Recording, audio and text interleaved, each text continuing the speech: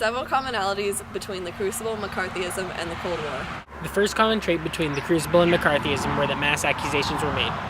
For example, on page 43, Abigail said, "She made me do it. She made Betty do it. She made me drink blood." In this quote, Abigail is accusing Tituba of making her and Betty commit witchcraft. This is similar to the Cold War, when individuals who refused to answer to the committee's questions or to provide names could be indicted for contempt of Congress and sent to prison. Another example of this trait can be seen in the Crucible on page 16, when Mrs. Putnam is explaining to Mr. Parris how all of her babies have been killed by the devil. She states, "They were murdered, Mr. Parris, and mark this proof, mark it." This can also be seen during the time of the Red Scare, when thousands of alleged communist sympathizers saw their lives disrupted. They were hounded by law enforcement, alienated from friends and family, and fired from their jobs.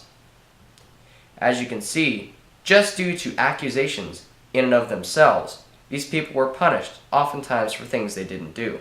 Another common trait can be seen in the lack of proof people had when making accusations during the Cold War and the Crucible. For example, in the Crucible, in page 44, Mr. Hale was accusing Tituba of being partnered with the devil and said, "You have sent your spirit out upon this child, have you not? Are you gathering souls for the devil?" This can be seen in the Cold War when people who were called before the committee had broken no laws, but instead were targeted for their political beliefs or for exercising their right to free speech. Another example of this commonality can be seen on page 39 of the Crucible, when Mrs. Putnam is once again talking about the deaths of her children. She questions, "Is it a natural work to lose 7 children before they live a day?" She is accusing the devil of killing her children.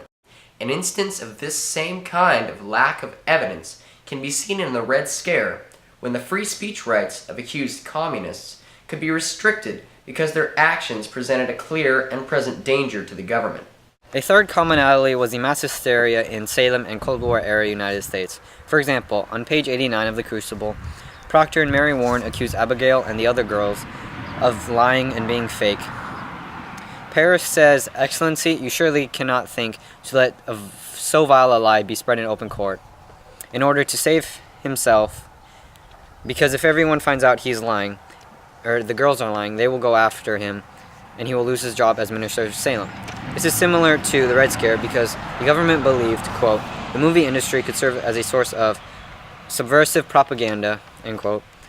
This also caused many people in the Cold War era United States to lose their jobs, especially the ones in the movie industry.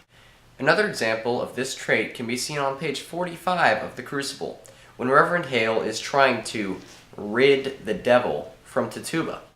In a hysterical tone, she says, "Bless him, as if to reinforce her belief in God. This type of behavior occurred during the Cold War as well, when a suspected communist was grilled about his or her political beliefs and activities.